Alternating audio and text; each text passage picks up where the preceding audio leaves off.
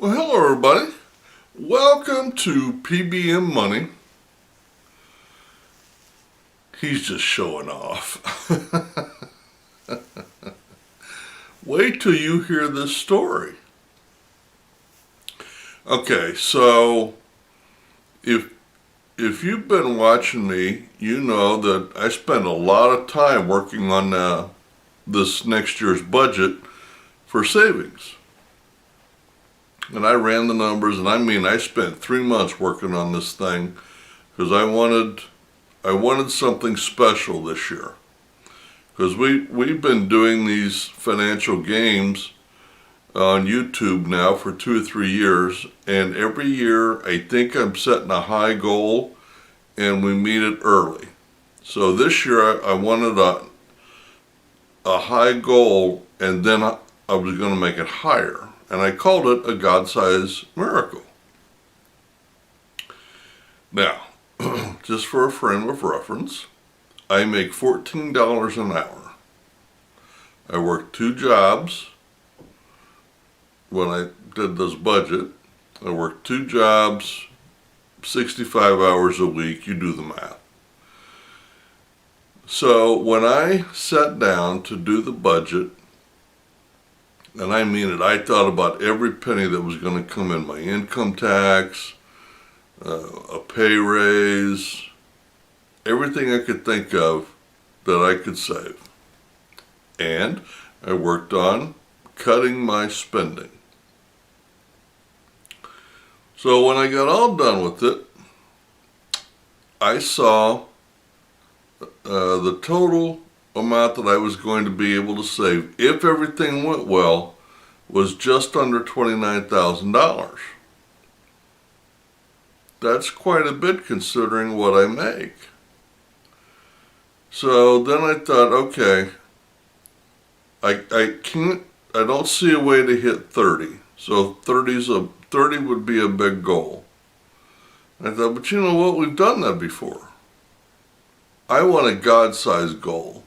I want a goal where God has to step in order for that to make it. Because if I could see a possible way to 30,000, then God wasn't involved. So I set the goal at $35,000 for the year, and to have $75,000 total by the end of December. All right? So that was the goal. My goal was 30. The God-sized goal was 35.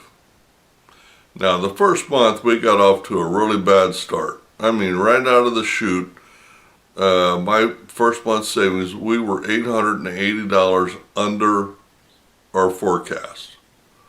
We started off in a hole. And I remember thinking, oh gosh, we're not even off on the right foot yet. Now, the third month, I was supposed to go do some things. I was going to cash in a personal loan that I've got. I was going to go get some money out of my credit cards, and I was going to put all that into savings.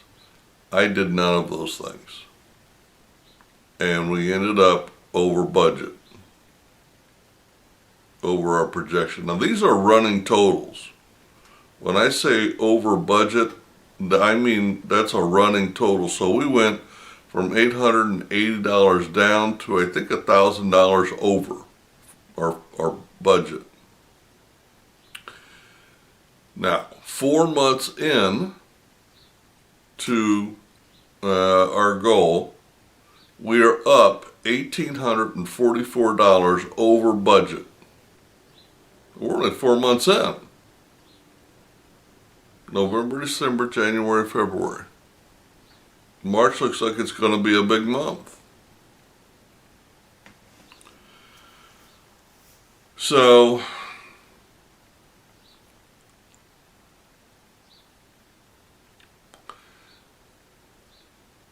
right now, as of the $75,000 total budget, we've got a little over $50,000 saved total.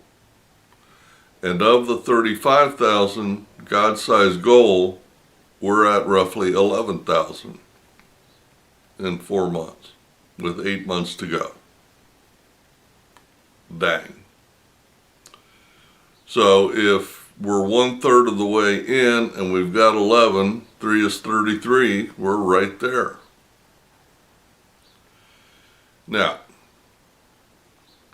let me tell you why he's showing off.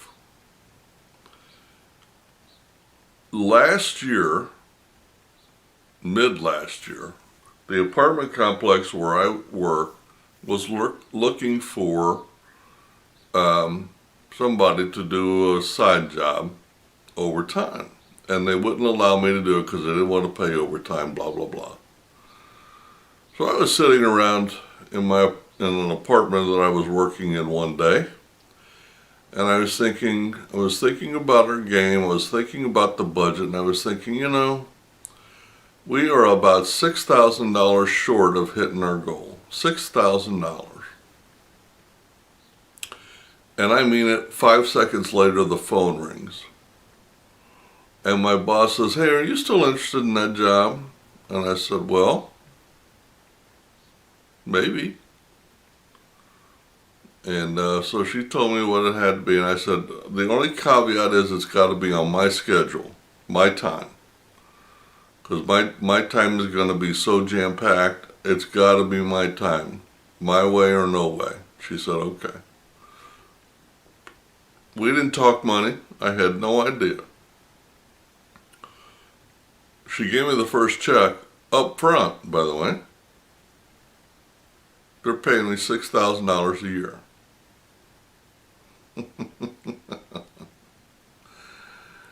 All right, so shortly before that, we had closed on a little house, little rental house, and I was home. I think I was on my way home from the closing, and God said, "Now go buy another one." And I was like, "Wait, what?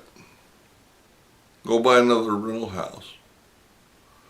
And I had to pray about it to make sure about discernment, because I didn't want, my biggest fear in doing this is ending up like I did the first 2 times I got into real estate. And I made the same mistakes both times. I grew too fast, I expanded too quick, and I bought crap properties, among many other mistakes. So I had to be absolutely sure, because I do not want to fail. Fail is not an option. But I prayed about it. So I picked up the phone, I called my realtor, and he said, "Brian, there's nothing on the market." He said, "When I say nothing," he said, "I mean there's nothing on the market." I said, "That's fine. I mean, it's not going to break my heart." I didn't really want to get into real estate to begin with, to be honest with you, because I failed at it twice. I didn't want to fail at it again. I didn't want to throw good money after, anyway. I meant it because God wants me to be.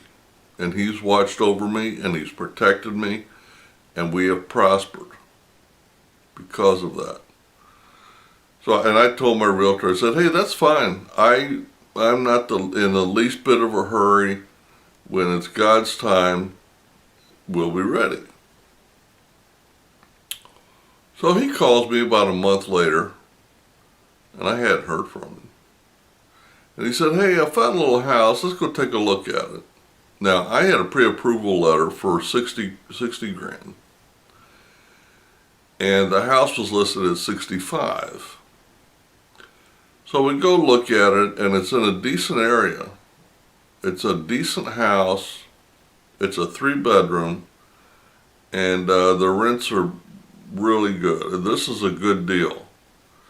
And I told my realtor, I said, "How is this on the market?" So I said, "Let's make an appointment and go see it." Well, he said, "We can't get in because the owner's on the way back from Texas. And it's going to be a couple of days." And I was like, great, here we go. So I said, keep looking. This guy doesn't sound like he wants to sell. So anyway, we finally get in to see it. We're the first people. He gets it to town like at 8 in the morning. I go look at it at 9 in the morning. Okay? So my realtor and I go through and we decide, okay, we'll offer 60. He'll counter at 64. If we settle at 62 is the highest I can go. And so we offered 60. They countered at 62. I said, lock this thing up. Let's do it before he changes his mind. In the meantime, my realtor had called my banker and said, hey, I know you said 60, but can we go to 62? And the banker said, yeah, he's fine. Go ahead. So we did the deal. And one day I just decided to text my banker. I said, what is my income to debt ratio? Now, they prefer 30 to 35, but under special circumstances, they're allowed to go to 40. Mine was 40.1. Tell me God wasn't involved. So,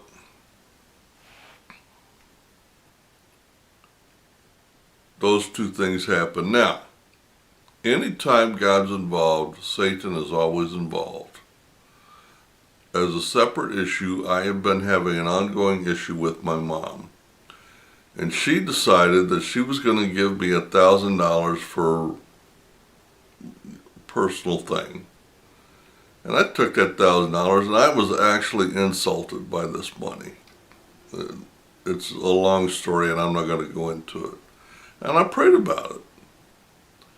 And God brought to mind the story of Abram and all the kings when they went out to rescue their people and their belongings. And they offered to give Abram 10% of all the booty they had taken. And you know what Abram said?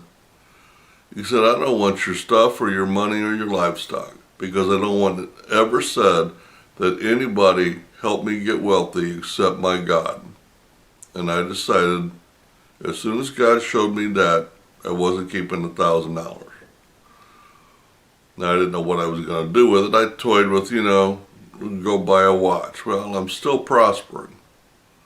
Then I thought, okay, so I think I'm going to give it to my daughter in exchange for my credit cards back. So they're neither here nor there. But anyway, whatever God's involved, I've learned that everybody gets blessed. Mom gets her conscience back. I get my credit cards back. My daughter gets some cash. Now let me recapitalize for you. I saw a way to around $29,000. The new job is going to bring $6,000. Okay, so we're right at 35. That's the God-sized miracle. Then we're going to close on the house, and that's going to bring in about $6,000. So we're at about $42,000, $42,000. And we're only 4 months in. Now, in the meantime, just this month, I had allowed in my budget one of my renters was leaving. So I had knocked our expectations down by the amount of the rent, thinking I would have to go in, clean, maybe throw some money into it, and then get it re-rented. It'd take about a month. My realtor, I go in there, they left it okay. I paid somebody to go clean it. They did a great job. My realtor listed it. We got a signed contract a week and a half later. I'm only going to lose 2 months' rent. Tell me that's not God. I don't believe it. But it's almost like, and every time I think of this, I laugh, and I don't mean to be disrespectful to God, but I think it's funny. God's in heaven, and I think I'm doing a God-sized miracle at 35,000, and God's just up there chuckling, saying, "Here, hold my beer." That ain't God-sized. Let me show you God-sized. So anyway, and who knows how the year's going to be. He may be at 40,000 because I'm going to lose $5,000 somewhere. I don't know. All I know is that for 4 months in, I already see a way to 40,000. Not 35, which was the God-sized miracle, but 40,000. And we're only 4 months in. He's just showing off. Put your faith in him and all things are possible. That's all I want to say. You guys have a great day, a great week, and happy investing.